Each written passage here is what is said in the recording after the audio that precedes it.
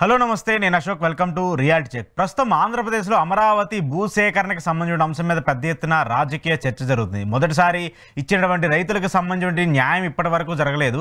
మళ్ళీ రెండో విడతకు సంబంధించి భూసేకరణ చేయడానికి కేబినెట్ ఆమోదం తెలపడము, దానికి సంబంధించి రెండో విడతలో కొన్ని ఎకరాల భూములను కూడా రైతుల దగ్గర నుంచి సేకరిస్తామని చెప్పేసి కూడా చెప్తుంది. అయితే దీని మీద పెద్ద ఎత్తున రైతులు ఆగ్రహం చేస్తున్నారంటూ కూడా చెప్తున్నారు. ఎందుకంటే ఇప్పటికే మొదటి విడతలో ఇచ్చినటువంటి రైతులకు సంబంధించిన భూములకే న్యాయం జరగనప్పుడు మళ్ళీ రెండో విడతలో భూములు సేకరించి ఏం చేస్తారంటూ కూడా విమర్శలు ఎదుర్కొంటారు. అసలు ఈ రాజధాని భూసేకరణకు సంబంధించి ఇప్పుడు ఎందుకు ఇంత పెద్ద ఇష్యూ అవుతుంది? ఆల్రెడీ తీసుకున్నటువంటి భూమిలోనే ఇంతవరకు డెవలప్మెంట్ వర్క్స్ జరగలేదు, దానికి సంబంధించిన కన్స్ట్రక్షన్ వర్క్స్ కంప్లీట్ అయినటువంటి నేపథ్యంలో మళ్ళీ రెండో విడత భూసేకరణ చేసి అక్కడ ఎయిర్పోర్ట్ కడతామనో, లేదంటే గ్రీన్ ఫీల్డ్కి సంబంధించిన కారిడార్ కడతామనో, లేదంటే స్పోర్ట్స్ సిటీ కడతామని చెప్పేసి ఎందుకు ప్రభుత్వం మాట్లాడుతుంది? ఈ అంశాలన్నింటికి సంబంధించి ఈరోజు ఇంటర్వ్యూలో మాట్లాడదాం. ఇంటర్వ్యూలో నాతో పాటు పార్టిసిపేట్ చేస్తున్నారు విశ్లేషకులు నల్లమూరి చక్రవర్తి గారు. చక్రవర్తి గారు నమస్తే. నమస్కారం అశోక్ గారు, బాగున్నారండి? Yeah good sir. First of all, ఈ అమరావతి అనే కాన్సెప్ట్ మీద వివిధ రకాల ప్రశ్నలు ఉన్నాయి. మనం లాస్ట్ 10 years నుంచి కూడా మనం అబ్జర్వ్ చేస్తున్నాము. చాలా డిఫరెంట్ ఒపీనియన్స్ ఉన్నాయి. బట్ చంద్రబాబు నాయుడు గారు ఆయన విజన్కి తగ్గట్టుగానో లేదా ఆయన ఐడియాలజీకి తగ్గట్టుగానో అమరావతిని ప్రొజెక్ట్ చేసుకుంటూ వస్తున్నారు. As of now second term ఆయన ఆంధ్రప్రదేశ్ రాష్ట్రానికి సంబంధించిన ముఖ్యమంత్రిగా ఉన్నప్పుడు అమరావతిని చాలా ప్రియారిటీగా తీసుకున్నారు. ఫస్ట్ టర్మ్ ల్యాండ్ అక్విజిషన్కి సంబంధించినటువంటి ఇష్యూస్ని మనం ఫేస్ చేస్తూ వచ్చాము. బట్ మళ్ళీ సెకండ్ టర్మ్ కూడా ఇదే ల్యాండ్ అక్విజిషన్కి సంబంధించిన దాన్ని చూస్తూ ఉన్నప్పుడు రైతుల దగ్గర నుంచి ఆదరణ నుండి చేస్తున్నారా, లేదంటే ప్రభుత్వం అధికారంలో ఉన్నాం కాబట్టి బలవంతంగా తీసుకుంటున్నారని చూస్తున్నారా? అమరావతి అండి ఒక రకంగా శాపగ్రస్తం అని చెప్పాలి. దానికి ఆంధ్రప్రదేశ్ రాష్ట్ర విభజన జరిగిన తర్వాత రాష్ట్రానికి రాజధాని కావాలి. చరిత్రలో వెనక్కి చూసినా కూడా ఆ ప్రాంతం ఏదైతే ఉందో అది అటు రాయలసీమకి ఇటు ఉత్తరాంధ్రకి రెండింటికి అనుకూలంగా రాష్ట్రం మధ్యలో అందరికి దగ్గరలో ఉంది కాబట్టి దాన్ని రాజధానిగా ఎంచుకోవటం జరిగింది.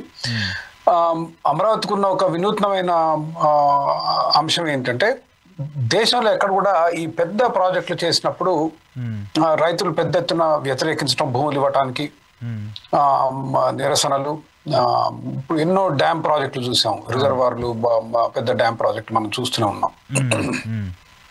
కాకపోతే అమరావతిలో ఏంటంటే రైతులు స్వచ్ఛందంగా భూములు ఇచ్చారు. 100% కాదు కానీ 90% పైన రైతులు భూములు స్వచ్ఛందంగా ఇచ్చారు. కారణం, అక్కడ రాజధాని వస్తే వాళ్ళు ఇచ్చిన ఎకరానికి సరే 1000 గజాలు ఎంతో ఇస్తే అంతకన్నా మంచి ధర వస్తుంది. ఇప్పుడు సమైక్య ఆంధ్రప్రదేశ్ రాజధానికి, ఆంధ్రప్రదేశ్ రాష్ట్రానికి హైదరాబాద్ ఏ విధంగా రాజధాని, అమరావతి కూడా ఆ విధంగా అభివృద్ధి అయ్యి లాభాలు వస్తాయని రైతులు ఆలోచించి ఇచ్చారు. కాబట్టి అంతవరకు బాగానే ఉంది. దాని తర్వాత అక్కడ పనులు సాగుతున్నాయి. దాని తర్వాత జగన్మోహన్ రెడ్డి గారి ప్రభుత్వం వచ్చిన తర్వాత పనులు కుంటుపడ్డాయి.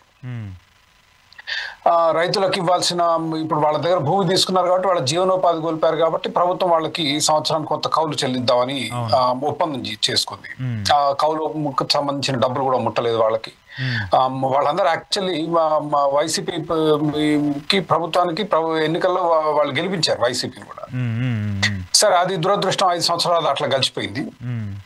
ఇప్పుడు వచ్చిన ప్రభుత్వం సరే ఇప్పుడు కాస్త పనులు మొదలు పెట్టింది, మందకొడిగా సాగుతున్నాయి. So will have to wait and see. కాకపోతే ఇప్పుడు అమరావతిలో ఉన్న ఇష్యూ ఏంటంటే, దాదాపు 10 సంవత్సరాలుగా రైతుల దగ్గర సేకరించిన భూమికి వాళ్ళకి సంబంధించిన రోడ్లు, డ్రైనేజీ, కరెంటు, ఇటువంటి సదుపాయాలు ఇస్తే వాళ్ళు వాళ్ళకి ఇచ్చే ప్లాట్లు కానివ్వండి, ఆ భూములు కానివ్వండి, వాటిని సరిగ్గా సద్వినియోగం చేసుకోగలరు. అది ఇంతవరకు జరగలేదు. దాంట్లో చాలా పెద్ద ఎత్తున ప్రణాళికలు రచించింది ప్రభుత్వం. అవి ఇప్పుడు మొట్టమొదటి కార్యాలయం సిఆర్డిఏ కార్యాలయం వచ్చింది. హైకోర్టు బిల్డింగ్ కట్టారు కానీ అది హైకోర్టు బిల్డింగ్ కాదు, అది జిల్లా కోర్టు బిల్డింగ్. వాస్తవానికి హైకోర్టు బిల్డింగ్ వేరే కోర్టుగా కట్టాల్సి ఉంది. సరే, జిల్లా కోర్టు బిల్డింగ్ పూర్తి చేసి దాంట్లో హైకోర్టు పెట్టారు. సరే, మెయిన్ కోర్టు, హైకోర్టు నిర్మాణం పూర్తయిన తర్వాత షిఫ్ట్ అవుద్ది హైకోర్టు, అప్పుడు ఇది జిల్లా కోర్టు అవుద్ది. సెక్రటేరియట్, దాంతో పాటు రాజ్భవన్, అసెంబ్లీ, ఈ కట్టడాలన్నీ జరగాలి. సో చాలా పనులు ఉన్నాయి, పెండింగ్ ఉన్నాయి. రైతుల్లో కొంత ఆందోళన ఉంది, పని కాస్త మందకొడిగా సాగుతుందని. మళ్ళీ ఈ నేపథ్యంలో కొత్తగా ఇంకో 16,000 ఎకరాల భూమి సేకరిస్తోంది నిన్న ముఖ్యమంత్రి గారు చెప్పారు. మళ్ళీ ఇది రాజకీయాలు మనం పక్కన పెట్టి వీళ్ళే ఉన్నారు వాళ్ళే ఉన్నారు అన్న విమర్శలు మనం పక్కన పెడితే ఈ 16,000 కూడా రైతులు చాలా వరకు స్వచ్ఛందంగా ఇస్తున్నట్లు వార్త. అవునా? స్వచ్ఛందంగా, అవును, స్వచ్ఛందంగా ఇస్తున్నప్పుడు మనకి ఏమవుతుందంటే దాన్ని ప్రశ్నించడం కాస్త కష్టం. ఇప్పుడైతే రైతులు, ఇప్పుడు మీకు మంచి ఉదాహరణ ఇస్తాను. కరేడు ఉందండి. కరేడులో ఇండోసోలు అక్కడ సోలార్ ప్యానెల్ ఉత్పత్తి పరిశ్రమ పెడతాం. వాళ్ళకి 8,000 ఎకరాలు ఇచ్చినట్టున్నారు. 8,200 8,400 ఎకరాలు. మా కరేడు ఆ చుట్టుపక్కల 3-4 గ్రామాలు రైతులు విపరీతంగా వ్యతిరేకిస్తున్నారు. అట్లాంటి నేపథ్యంలో నైతికంగా మనం దాన్ని సమర్థించడం కష్టం అవుద్ది. కానీ ఇక్కడ రైతులు స్వచ్ఛందంగా ఇస్తా ఉంటున్నారని నాకు తెలిసిన వార్త. అది ప్రస్తుతానికైతే అక్కడ ఆగుంది. మీరు ఇంకోటి అడిగింది, ఇప్పుడు విమానాశ్రయం గురించి కూడా చెప్పారు. గన్నవరంలో విమానాశ్రయం ఇప్పుడు 8 ఏళ్లుగా కడుతున్నారు, పూర్తి కాలేదు. అది ఇది ఎక్స్పాన్షన్. విమానాశ్రయం ఎప్పటి నుంచో ఉంది కానీ చాలా చిన్న రన్వే, ఎక్స్పాన్షన్ పూర్తి కాలేదు. రన్వే నిడివి పొడుగు పెంచారు కానీ దానికి కొన్ని అడ్డంకులు ఉన్నాయి. రన్వే చివరిలో చిన్న బ్రిడ్జ్ ఉంది, ఆ బ్రిడ్జ్ కావాల్సిన భూసేకరణ ఇంకా పూర్తి కాలేదు. అక్కడ ఉన్న అవన్నీ ప్లాట్లు వేసారు అటు చుట్టుపక్కల, వాళ్ళకి ఇవ్వాల్సిన భూములు ఇవ్వలేదు. రన్వే పూర్తయిన ల్యాండ్ అయ్యే పరిస్థితి లేదు, ఎందుకంటే ఆ చిన్న బ్రిడ్జ్ అడ్డం ఉంది.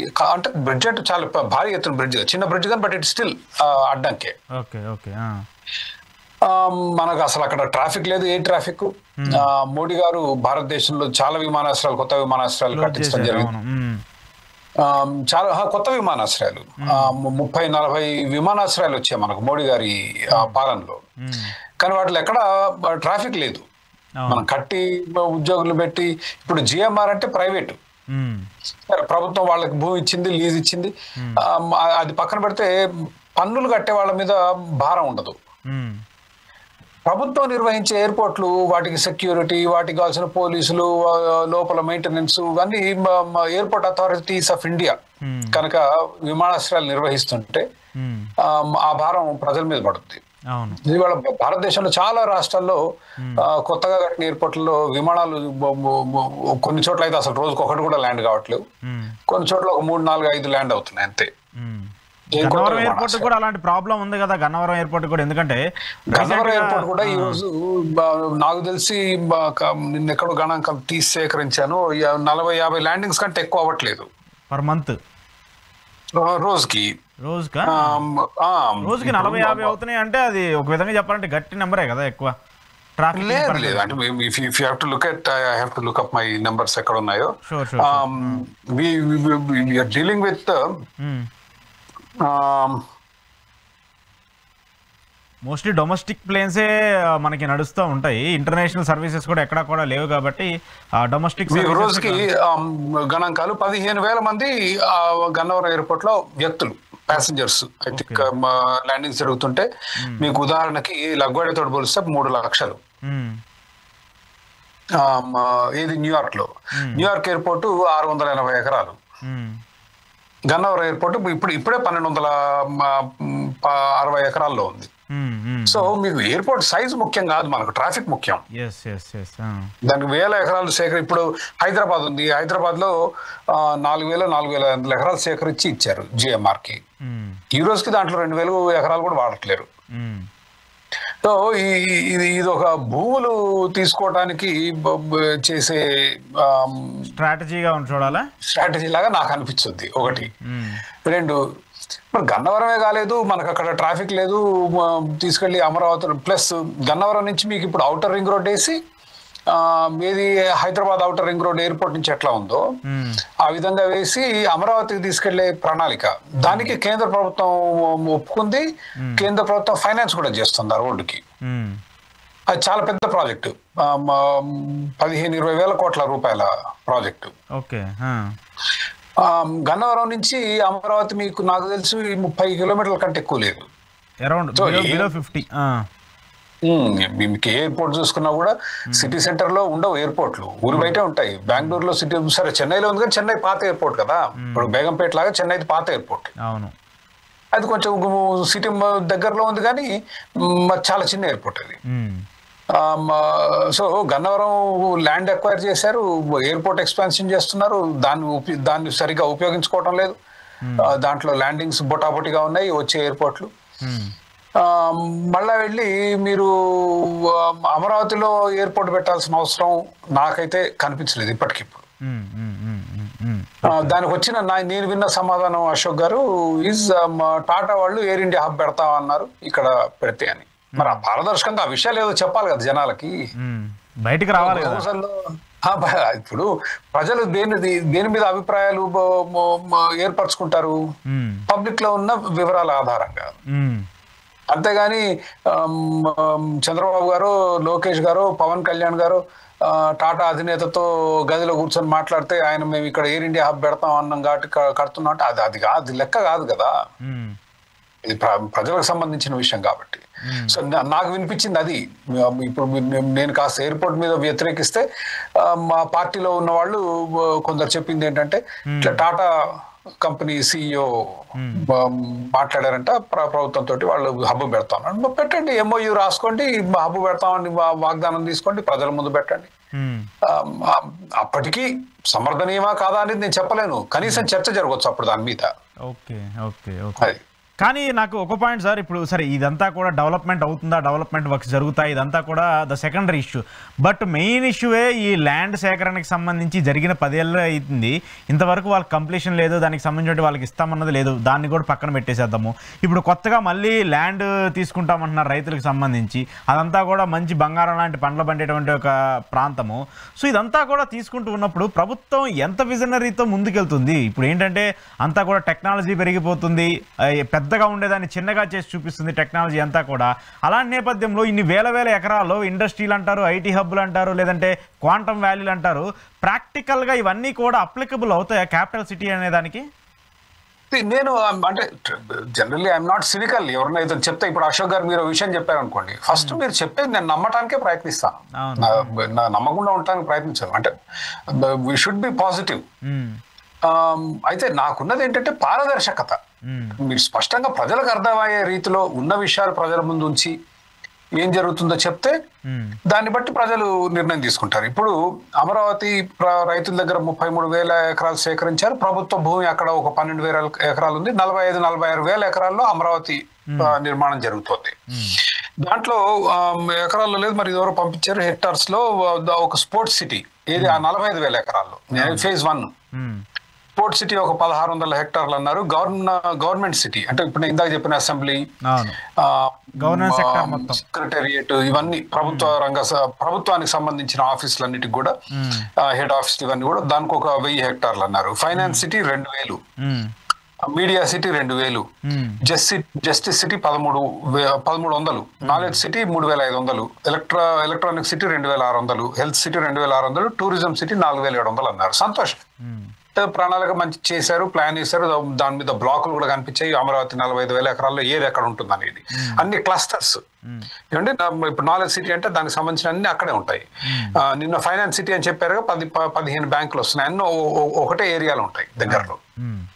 మంచి ప్రణాళిక. ఈ ప్రణాళికలో స్పోర్ట్స్ సిటీ కూడా ఉంది. మరి ఎవరికి ఏమి ఇచ్చారు ఈ భూములు, ఎక్కడ పోయాయి, మళ్ళా 16,000 ఎకరాలు ఎందుకు అవసరం పడ్డాయి? Again I don't know. మా అధికారంలో ఉన్న తర్వాత వాళ్ళకి ప్రజలకు మేము జవాబుదారీలో అన్న భావన నాకు ఎక్కడ కనిపించదు. ఊరికి అనౌన్స్ చేసేస్తారు, ఇక్కడ ఎయిర్పోర్ట్ కట్టేస్తున్నాం అంటారు, ఇంకో 30,000-40,000 ఎకరాలు తీసుకుంటున్నాం అంటారు. ఏంటి దాని లెక్క ఏంటి, పత్రం ఏంటి? ఓ శ్వేత పత్రం విడుదల చేసి ఒక వెబ్సైట్ లో వాళ్ళ అమరావతి జేఏసీకి సంబంధించిన వాళ్ళు అదే అడిగాను, చాలా గొప్పగా చేస్తున్నారని చెప్తున్నారు. మరి సిఆర్డిఏ వెబ్సైట్ లో ఇప్పుడు ఎన్ని ఉన్నాయిగా, ఇప్పుడు స్పోర్ట్స్ సిటీకి ఇంకో 2,000 ఎకరాలు కావాలన్నారు అని, అందుకనే ల్యాండ్ అక్వైర్ చేస్తున్నాం అన్నారు. సంతోషం. మరి స్పోర్ట్స్ సిటీకి ఆల్రెడీ మీరు 1,600 హెక్టార్లు కేటాయించారుగా, మరి అయ్యేటి పోయాయి? ఎవరికి ఇచ్చారు? ఎవరికి ఇచ్చారు తెలియాలి. అదేం పెద్ద సార్ రాకెట్ సైన్స్ కాదుగా. ఏముంది, 45,000 ఎకరాలు రైతులకు, అందుట్లో సగమో ఎంతో పోయి ఉంటది, రోడ్లకు ఎంతో పోయి ఉంటది. మిగిలిన ఎవరెవరికి ఎంత ఇచ్చారు, ఏ ప్రాతిపదికన ఇచ్చారు? ఏమంటే ఎవరికి కూడా ఇప్పుడు అశోక్ గారు మీకు టీడీపీలో ఉన్న వాళ్ళు మీకు బంధువులు కాబట్టి అశోక్ గారి మీద బినామీ పేరు కంపెనీ పెట్టి ఆయన 100 ఎకరాలు ఇచ్చేస్తా అంటే కుదరదు అట్లా. అంతే కదా, సొంత వ్యాపారాలు కావు కదా. సో దానికి ఒక ప్రాతిపదిక, ఒక బేసిస్, ఏ బేసిస్ మీద ఇచ్చారు అనేది పెడితే అసలు గొడవ ఉండదుగా. అదే అన్న, విల్ బి వెరీ పాజిటివ్. మనం దాన్ని విమర్శించి గొడవ చేయాల్సిన అవసరం లేదు. బట్ అది లోపించింది ఈ రోజు. 45,000 ఎకరాలు దేనికి కేటాయించారు, ఎవరికి ఇచ్చారు, ఏ ప్రాతిపదికన ఇచ్చారు, అవి కేటాయించిన తర్వాత ఈ రోజు ఎందుకు తక్కువ పడ్డాయి? మీరేసిన ప్లానే కదా, మీరు ప్లాన్ చేసి 33,000 ఎకరాలు, దానికి మళ్ళీ 12,000 ప్రభుత్వ భూమి, 45,000 ఎకరాలు వేసారు. బాగుంది, సంతోషం. సరిపోద్ది అన్నారు, అప్పట్లో సరిపోదు అన్నారు. ఇది ఫస్ట్ ఫేజ్ లో. ఇప్పుడు మళ్ళీ అధికంగా భూమి తీసుకొస్తున్నారు, ఎందుకు అనేది ఎవరికి తెలియదు. అది that is what I'm saying. ఇప్పుడు గన్నవరంలో ఎయిర్పోర్ట్ ఉంది, ఇది ఇప్పుడు ఎయిర్పోర్ట్ ఎందుకు? మీకు 1250, ఇప్పుడు గన్నవరం ఎయిర్పోర్ట్ నాకు గుర్తుంటే 600 ఎకరాల్లోనో 700 ఎకరాల్లో ఉందండి. అదనంగా మళ్ళా 500-600 సేకరించి దాన్ని 1260 ఎకరాలు చేశారు. అక్కడ భూములు తీసుకున్న వాళ్ళకి అమరావతిలో భూములు ఇచ్చారు. సరే, దాని మీద కొంత కాంట్రవర్సీ జరుగుతుంది, వాళ్ళకి కౌలు రావట్లేదని. అయితే వ్యవసాయ భూమి తీసుకున్న వాళ్ళకేమో అమరావతిలో భూములు ఇచ్చారు. ఆ రన్వే పక్కనే ప్లాట్లు ఉన్నాయి, లేఅవుట్లు. అవును చూసాను నేను కూడా. వాళ్ళకి వేరే దగ్గర భూమి ఇవ్వలేదు, మీ భూమి లాక్కుంటా అంటారు. వాళ్ళు కాంపౌండ్ వాల్స్ కట్టేసి మేము ఇయ్యం అంటున్నారు. ప్రభుత్వం వచ్చినా కూడా అడ్డుకుంటున్నారు. చాలా ఇష్యూస్ ఉన్నాయి అక్కడ. ఇవేమి పరిష్కరించకుండా ఇప్పుడు పెట్టిన పెట్టుబడి అంతా ఏం కావాలి? ఈ outer ring road, Gannavaram to మళ్ళీ ఔటర్ రింగ్ రోడ్డు కనెక్షన్, అటు నుంచి అమరావతి కనెక్షన్ ఏం కావాలి?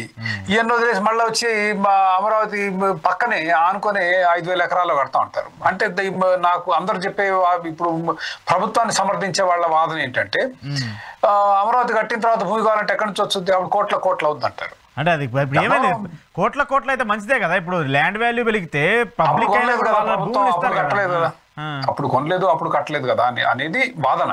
కానీ అమరావతి దాని పక్కనే ఎక్కడ మీకు అంతర్జాతీయ ఎయిర్పోర్ట్లు ఉండవండి. మీరు షికాగో తీసుకోండి, న్యూయార్క్ తీసుకోండి, బెంగళూరు తీసుకోండి, కాస్త ఊరికి దూరంగానే ఉంటాయి ఎయిర్పోర్ట్లు. అక్కడ పోయి పక్కన కట్టుకోవాల్సిన అవసరం లేదు. ఇంకో ప్రభుత్వం ఇంకో 25-30 కిలోమీటర్లు ఉన్న దగ్గర ఎయిర్పోర్ట్ కట్టుకోవచ్చు. డౌన్ టౌన్ లో ఎయిర్పోర్ట్లు ఎక్కడా ఉండవు మనకు.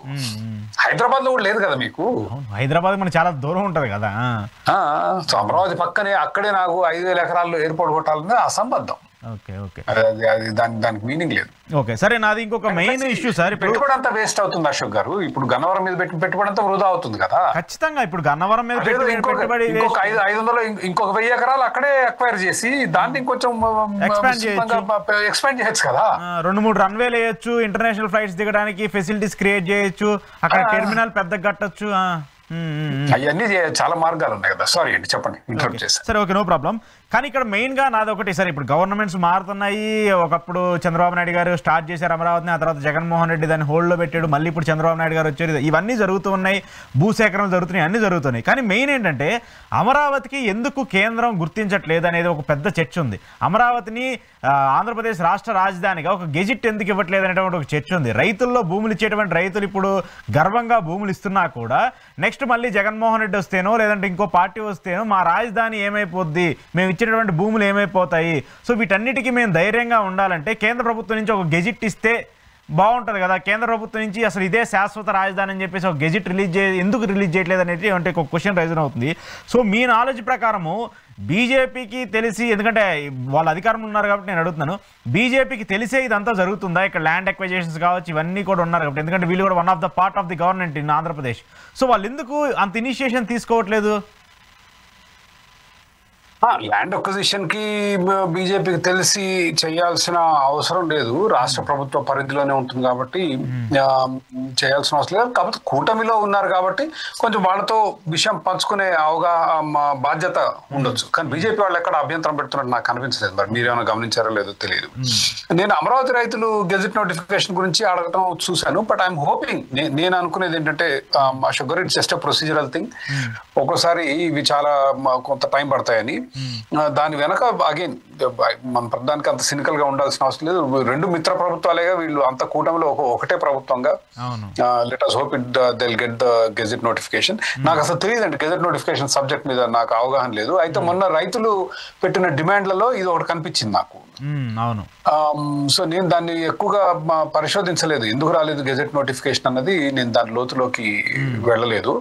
But hopefully it will come. I don't see that being an issue. దాంట్లో నేను పెద్ద కాన్స్పిరసీ అయితే నేనేం సెన్స్ చేయట్లేదు. బాగానే ఉన్నాయి వీళ్ళ సంబంధాలు ప్రస్తుతానికి. తెలుగుదేశం, జనసేన, బీజేపీ ప్రస్తుతానికి they are getting along well. కాకపోతే దీపం ఉండగానే ఇల్లు చక్కబెట్టుకోవాలన్నట్లు అంత బాగున్నప్పుడే ఆ నోటిఫికేషన్ కూడా వస్తే బాగుంటుంది. రాజకీయాల్లో ఏ నిమిషం ఏదైనా జరగచ్చు కదా, అదే కదా ఇప్పుడు మెయిన్. అందుకే అవును, you're absolutely right. I agree with. So కాబట్టి ఇప్పుడు వాళ్ళు గవర్నెన్స్ అనేది కూడా సెంట్రల్ అండ్ స్టేట్ గవర్నమెంట్స్ అథారిటీతో గవర్నమెంట్ నడవాలి కాబట్టి, సరే క్యాపిటల్కి వాళ్ళ దగ్గర నుంచి ఎటు మనకి నిధులు రావట్లేదు, ఇక్కడ వాళ్ళ సెంట్రల్ గవర్నమెంట్ మన స్టేట్ బైఫర్కేషన్ జరిగినప్పుడు వాళ్ళు ఏవైతే ఇచ్చారో అవన్నీ కూడా అమలు అవ్వట్లేదు. అట్లీస్ట్ ఇలాంటి చిన్న చిన్నవైనా కూడా ఇప్పుడు తీసుకొస్తే రైతుల్లో భయం ఉండదు అనేది మెయిన్ ఇష్యూ. అది కానీ కొంత ఇస్తున్నారు, నిధులు ఇస్తున్నారుగా. కొంత రుణాలు ఎవరి నుంచి అండి? వరల్డ్ బ్యాంక్ నుంచి ఉంది, ఏషియన్ మర్చెంట్ బ్యాంక్ నుంచి ఉంది, నాబార్డ్ నుంచి లోన్స్ ఉన్నాయి, ఇవన్నీ ఉన్నాయి. బట్ దాంట్లో కొంత కేంద్ర ప్రభుత్వం పూచి ఇచ్చింది. So that is a good thing. Plus ఇప్పుడు మెట్రోకి, ఔటర్ రింగ్ రోడ్ కి వీటికి కావాల్సిన నిధులు కేంద్ర ప్రభుత్వం ఇస్తుంది. Plus Amaravati to Hyderabad brand new highway ఏదైతే మన విభజన చట్టంలో ఉందో దానికి కూడా నిధులు కేంద్ర ప్రభుత్వం ఇవ్వాలి. సో వస్తాయి, కానీ మనం గబగబా వేగంగా చేస్తూ వెళ్తూ తెచ్చుకుంటే దాని వలన లాభం ఉంటుంది. అదేవిధంగా పోలవరానికి సంబంధించిన నిధులు కూడా కేంద్రం ఇవ్వాలి. జగన్మోహన్ రెడ్డి గారు దాన్ని 2 ముక్కలుగా విడగొట్టారు, పోలవరం నిర్మాణాన్ని. సో దాన్ని అర్జెంటుగా ఇప్పుడు కట్టే పోలవరం చాలా మందికి తెలియని విషయం ఏంటంటే ఫుల్ రిజర్వాయర్ లెవెల్ కాదు, దాని మూలంగా నీళ్లు రావు రైతులకి పూర్తయినా కూడా. దానికి కావాల్సిన it is only at the canal level ఒక అంశం ఉంది కదా. అవును, అంటే డ్యామ్ ఎత్తు తగ్గించలేదు, దాంట్లో నింపే నీళ్ల ఏదైతే ఉందో పర్మిషన్ దాన్ని 2 ఫేజెస్ గా 41, 45 మీటర్లు, ఇఫ్ ఐ రిమెంబర్ కరెక్ట్. 41లో మీకు నీళ్లు రావు. ఇప్పుడున్న ప్రణాళిక 41 వరకు నీళ్లు నింపడానికి. 45 వరకు చేయాలంటే చాలా గ్రామాలు ముంపుకు గురవుతాయి. వాళ్ళందరికీ రిహాబిలిటేషన్ ప్యాకేజ్ ఇవ్వాలి, నిర్వాసితులకి ఆల్టర్నేటివ్ ప్లేస్ చూపించాలి, పెద్ద పని. సో నా ఫియర్ ఏంటంటే 41 దాకా నింపేసి పోలవరం అయిపోయిందని సంబరాలు చేస్తారు. మన నాయకులకి ఎప్పుడు అది కావాలి కదా, శిలాఫలకాలు పడిపోతాయి ఓపెనింగ్ చేసామని. కానీ 47 వల్ల దమ్మిడి ఉపయోగం ఉండదు. సో ఇవన్నీ ఉన్నాయి. 45, 41 ఎందుకు చేశారంటే ఖర్చు తక్కువ 41 వరకు. 35కి వెళ్ళిపోయేసరికి మీకు చాలా మందికి డబ్బులు ఇవ్వాల్సి వస్తుంది. ఇది ముంపు గ్రామాలు ఉంటాయి, చాలా గ్రామాలు ఉన్నాయి. అది ఇప్పుడు చేయాల్సింది. నేను ఇవన్నీ చేయకుండా వదిలేసి నేను మళ్ళీ కొత్త ఎయిర్పోర్ట్ కడతా, లేకపోతే ఇది పోలవరం నుంచి సాగర్ దాకా ఇవన్నీ కొత్త కొత్త ప్రాజెక్ట్స్ అవి కడతాను. దానికన్నా కూడా ఇప్పుడు మనం ఆల్రెడీ అమరావతి బాగా ఆలస్యమైంది, ప్రజల్లో కొంత అపోహలు, అనుమానాలు, ఆందోళనలు ఉన్నప్పుడు గబగబా ఇవి చేసుకుంటూ వెళ్ళటం ముఖ్యం. కానీ మళ్ళా కొత్త ప్రాజెక్టులు ఎత్తుకొని వీటి మీద దృష్టి పెట్టకపోతే మంచిది కాదని నా భావన. Okay, let me conclude 1 point ఏంటంటే, కంక్లూడ్ చేస్తూ చివరిగా, సో ఈ మీరు చెప్పారు మనం మాట్లాడుకునేటప్పుడు ఆ విజయవాడకి కావచ్చు, అలాగే విశాఖకు కావచ్చు మెట్రో ఇస్తామంటున్నారు, స్పెషల్ కారిడార్లు ఇస్తామంటున్నారు, కేంద్ర ప్రభుత్వం కూడా ఇనిషియేషన్ ఉంటుంది అంటున్నారు. బట్ ఆంధ్రప్రదేశ్కి సంబంధించి పక్కన పెట్టేసేస్తే హైదరాబాద్ మెట్రోని మనం చూస్తున్నాం, హైదరాబాద్ మెట్రో కండిషన్ మనం చూస్తున్నాము. ప్రభుత్వం ఎల్ఎన్టీ లాంటి సంస్థ నడపలేనటువంటి సిచ్యువేషన్కి వచ్చి వాళ్ళు మెట్రోని ప్రభుత్వానికి ఇచ్చేస్తామని చెప్తుంది. సేమ్ థింగ్ చెన్నైలో కూడా జరుగుతుంది. చెన్నైలో కూడా మెట్రో లాసెస్లో ఉందని చెప్పేసి అక్కడ గవర్నమెంట్ మాట్లాడుతుంది. సో ఇంత క్రౌడీ ఏరియాస్లో క్రోర్స్ ఆఫ్ పీపుల్ ఉండేటువంటి ఇలాంటి స్టేట్స్లోనే మెట్రో నడపలేనటువంటి సిచ్యువేషన్ వస్తున్నప్పుడు, హైదరాబాద్కి సంబంధించి చూసుకున్నా, చెన్నైకి సంబంధించి చూసుకున్నా ఇంత డేంజరస్ సిచ్యువేషన్ ఉన్నప్పుడు వైజాగ్కి, విజయవాడకి వర్కౌట్ అవుతుందా? చాలా చక్కటి ప్రశ్న అశోక్ గారు. ఇవాళ హైదరాబాద్ మెట్రోకున్న అతిపెద్ద సమస్య రైడర్షిప్. ప్రయాణికులు లేరు. కారణం ఏంటంటే ప్రయాణికులు లేరు, అందుకే నష్టాలు వచ్చేది. అంటే it has a lot more capacity. మనకు మెట్రో ఎప్పుడైందండి? దాదాపు 10 సంవత్సరాల క్రితం అయింది. ఏం ఎక్స్పాన్షన్ జరిగింది అప్పటి నుంచి? ఇప్పుడు ఫైనాన్షియల్ డిస్ట్రిక్ట్ లో ఒక ఎంప్లాయీ ఉంటాడండి, అతను హయత్ నగర్ లో ఉంటాడు. ఓకే, ఉదాహరణకు చెప్తున్నా. హయత్ నగర్ నుంచి ఎల్బీ నగర్ దాకా మళ్ళా ఆటోనో, బస్సు, మోటార్ సైకిల్ ఏదో ఎక్కి రావాలిగా, వచ్చి అక్కడ ఎక్కుతాడు. ఎక్కిన తర్వాత వచ్చి రాయదుర్గం లాస్ట్ స్టాప్, దిగి మళ్ళీ ఫైనాన్షియల్ డిస్ట్రిక్ట్ దాకా పోవాలి. ఫైనాన్షియల్ డిస్ట్రిక్ట్ అక్కడ నుంచి చాలా మొత్తం అక్కడే ఉంది కదా ఇండస్ట్రీ అంతా. ఐటీ సెక్టర్ అంతా. ఎవరన్నా వస్తారా? వస్తున్నారా ఉద్యోగులు? అది దాని సరైన ఇప్పుడు 1,10,00,000 ఉన్న నగరంలో మెట్రో నడవట్లేదు అంటే సిగ్గుచెట్టు. అంటే మనం వాళ్ళకు ప్రజల అవసరాలకు అనుగుణంగా దాన్ని నిర్మించలేదు. ఇప్పుడు నిర్మించారు, అద్భుతం, చాలా excellent job you have done. దాన్ని ఎక్స్పెండ్ చేస్తే వెళ్ళాలి కదా. దాన్ని ఫైనాన్షియల్ డిస్ట్రిక్ట్ దాకా అట్ట ఎక్స్పెండ్ చేయాలి, ఓల్డ్ సిటీ వైపు ఎక్స్పెండ్ చేయాలి, హయత్ నగర్ వరకు ఎక్స్పెండ్ చేయాలి. ఎయిర్పోర్ట్ దాకా చేసేది అది క్యాన్సిల్ చేశారు. ఇప్పుడు ఎయిర్పోర్ట్ మెట్రో వేయటం అసలు ఎంత సులువు. రాయదుర్గం నుంచి ఫైనాన్షియల్ డిస్ట్రిక్ట్ కలుపుకొని ఓఆర్ఆర్ ఉంది కదండి, ఇద్దరు మీరు సర్వీస్ రోడ్ లో వేసుకుంటే వెళ్ళొచ్చు, ఒక పక్క ఓఆర్ఆర్ పైన కూడా వేసుకుంటే వెళ్ళొచ్చు. మీకు ల్యాండ్ అక్విజిషన్ లేదు, ఏమీ లేదు, చిటుక్కున అయిపోద్ది. ఇవేవి చేయకుండా రాజకీయాల్లో మునిగిపోయి ఒక పార్టీ చేస్తా అంటే ఇంకో పార్టీ క్యాన్సిల్ అంటది. ఇవి చేసి మళ్ళీ అక్కడెక్కడ ఫార్చ్యూన్ సిటీని ఏదో కొత్త సిటీ కడితే అక్కడికే వేస్తున్నారు మళ్ళీ ఎయిర్పోర్ట్. 80 కిలోమీటర్లు అది, 40 కిలోమీటర్లు అనుకుంటా. ఇది చాలా దగ్గర, ఇది రాయదుర్గం నుంచి ఎయిర్పోర్ట్ కి. మీరు ప్రజలకి అనుకూలంగా వాళ్ళకి సౌకర్యవంతంగా ఉన్నప్పుడు బ్రహ్మాండ. ఇప్పుడు ఢిల్లీలో అద్భుతంగా నడుస్తుంది మెట్రో, మన దగ్గర ఎందుకు నడవదు? ఏమి లేని యూరోప్, నార్త్ అమెరికాలో చిన్న చిన్న నగరాల్లో మెట్రోలు నడిచినప్పుడు ఇక్కడ నడవటానికి ఉంటాయి. 1,10,00,000 అంటే మామూలు విషయం కాదు. ఇప్పుడు విజయవాడ, గుంటూరు కూడా, అమరావతి ఆ ప్రాంతాలన్నీ కలిపితే దాదాపు 60-70 లక్షలు. విశాఖపట్నం కూడా చాలా పెద్ద నగరం. కాకపోతే మీరు ఒకసారి మెట్రో వేసి చేతులు దులుపుకుంటే కుదరదు. మీరు ప్రజలకు సౌకర్యవంతంగా ఉందా, ఇంట్లోంచి బయలుదేరి ఒక 5-10 నిమిషాలు నడిస్తే ట్రైన్ స్టేషన్ లో ఉండాలి, దిగిన తర్వాత ఒక 10 నిమిషాలు నడిస్తే 10 నిమిషాలు నడిస్తే వర్క్ లో ఉండాలి. అట్లా ఉంటాయి. ఇప్పుడు న్యూయార్క్ సిటీ మీరు సబ్వే, దాని మెట్రోనో సబ్వే అంటాం, అక్కడ చాలా సౌకర్యవంతం. అది ఆ విధంగా చేయాలి. కానీ చేయకుండా ఉంటే రకరకాల ట్రాఫిక్ సమస్యలు. ఈ పెద్ద నగరాల్లో ట్రాఫిక్ చాలా పెద్ద సమస్య కదా. That is the issue with metro నా అభిప్రాయం. ఓకే. సో బట్ అలాంటి ఇప్పుడు వైజాగ్లో అయినా విజయవాడలో అయినా వేస్తే దాని ఎక్స్పాన్షన్ అయితేనే ప్రభుత్వంకైనా ప్రజలకైనా ఉపయోగపడేది తప్ప ఏదో జస్ట్ మెట్రో వేసామని కడితే సరిపోదంటారు. అది గుదిబండి అయిపోద్ది కదా దాని మెయింటెనెన్స్. అప్పుడు మీకు ఇప్పుడు మెట్రో మీద వచ్చే టికెట్ల మీద వచ్చే డబ్బులు సరిపోకనే కదా ఎలాంటి చేతులు ఎత్తేసింది. అవును అవును. టికెట్ల మీద వచ్చే ఆదాయం మెట్రో నిర్వహణకు సరిపోవట్లేదు. ప్రభుత్వం కొంత బెయిల్అవుట్ చేసినా కూడా సరిపోలేదు, వాళ్ళు చేయలేకపోయారు. మీరు అదే బాగా ఎక్స్పాండ్ చేసి సౌకర్యవంతంగా చేయండి అన్ని ప్రాంతాల నుంచి. లాస్ట్ మైల్ కనెక్టివిటీ అంటాం కదా అశోక్ గారు, ఆ చివరి మైల్లో ఎక్స్పాన్షన్ అనేది చాలా ముఖ్యం. అది మనం 10 ఏళ్లలో ఏం కట్టామండి. అది ఈ నగరం అనూహ్యంగా పెరుగుతోంది కదా, 10 లక్షల మందికి ఉపాధి కల్పిస్తోంది కదా. ఇప్పుడు తెలంగాణ ఎకానమీలో ఈ సేమ్ థింగ్ ఇతర నగరాలకు కూడా ఇదే అప్లై అవుద్ది. తెలంగాణ ఎకానమీలో హైదరాబాద్ కాంట్రిబ్యూషన్ ఆల్మోస్ట్ 50%, సగం. మీకు 5% కూడా పెట్టరు, మొత్తం తీసుకెళ్లి ఉచితాలు పంచుతారు. రేవంత్ రెడ్డి గారు చాలా ఫ్యాన్ ఫేర్ తోటి 3 లక్షల కోట్ల రూపాయల బడ్జెట్, 1,05,000 కోట్ల రూపాయల ఉచితాలు. రోడ్లకి, హైదరాబాద్ రోడ్లకు ఆ బడ్జెట్ లో ఇచ్చింది 2,500 కోట్లు. కానీ ఒక ఫిగర్ చెప్పండి. మీ షాదీ తోఫాకి ఇచ్చింది 3,500. ఇది కళ్యాణ లక్ష్మి కంటే కూడా తక్కువ అలొకేట్ చేశారు రోడ్లకి. అది సమస్య. ఇది బంగారు గుడ్డు పెట్టే బాతు హైదరాబాద్. 10 లక్షల ఐటీ ఉద్యోగులు, ఫార్మా ఉద్యోగులు, బయోటెక్ ఉద్యోగులు, వాళ్ళ మీద నడుస్తుంది. ఎన్ని సౌకర్యాలు, చచ్చిపోతున్నారు ట్రాఫిక్ లో జనాలు. బట్ ఇది హైదరాబాద్ ఒకటే కదా, ఇతర నగరాల్లో కూడా ఇప్పుడు బెంగళూరు చూసారనుకోండి, మొత్తం నాశనం అయిపోయింది కదా.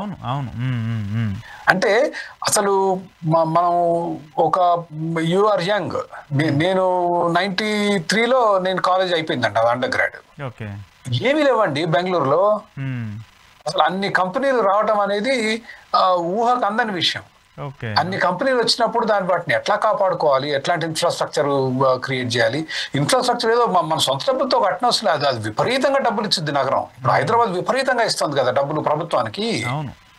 అట్లాంటప్పుడు దాని మీద ఎంతో కొంత పెట్టుబడి పెట్టి ప్రజల సౌకర్యాలు సృష్టిస్తే ఇంకా ఉపాధి అవకాశాలు వస్తాయి. ఇవాళ నగరాలు ఉపాధి సృష్టించేది, గ్రామాలు కాదు. గ్రామాల్లో ఉన్న ప్రజలు నగరాలు రావడానికి ప్రయత్నం చేస్తున్నారు. అది దట్ ఈస్ అన్ఫార్చునేట్ థింగ్. ఇక్కడ డబ్బులన్నీ తీసుకుపోయి వృధా చేయటం, ఏది అప్పులు తీసుకొచ్చి వడ్డీలు కట్టడం, ఆ పనికిరాని ప్రభుత్వ ఉద్యోగాలు సృష్టించి వాళ్ళని ఒక 40-50 ఏళ్లు మోయటం. దానివల్ల దమ్మిడి ప్రభుత్వ ఉద్యోగులు ఏమి ఉత్పత్తి చేయరుగా. మీ కార్లు కానీ, మోటార్ సైకిల్ కానీ, టీవీలు కానీ, ఫ్యాన్లు కానీ ఏమి చేయరుగా. బట్టలు, చెప్పులు, పరమ వృధా. అది ఉచితాలు ఫ్రీ బస్ అంటారు. ఏంటి ఫ్రీ బస్ అసలు? ఎవరు అడిగారు? ఎవరిని వచ్చి అడిగారు మిమ్మల్ని ఫ్రీ బస్ అని? ఓట్ల కోసం ఆడేటువంటి ఆటలే కదా ఇవన్నీ కూడా. అవును, మరి దేశం వెనకబడిపోతుందిగా, ప్రజలు బీదరికంలో ఉంటున్నారుగా. చెప్పాలి ఎవరో ఒకరు ప్రజలకి. దీనివల్ల మనకు నష్టం జరుగుద్ది. మన భవిష్యత్తు, మన పిల్లలకు ఉద్యోగాలు రావు, మన పిల్లలకు మంచి భవిష్యత్తు ఉండదు. ఈ డబ్బులు మనం పెట్టుబడి పెట్టి పరిశ్రమలకు కానీ మౌలిక సదుపాయాలు కానీ సృష్టిస్తే ఆర్థికంగా ఎదుగుతాం. ఇప్పుడు హైదరాబాద్ లో 10 లక్షల ఐటీ ఉద్యోగాలు అంటే ఎన్ని కుటుంబాలండి? 10 లక్షల కుటుంబాలుగా. ప్రతి కుటుంబానికి 3 మనుషులను ఉంటారుగా. డెఫినెట్ గా. మరి 30 లక్షల మంది అంటే మీరు అసలు ఏం పెట్టుబడి పెట్టారు ఐటీ మీద?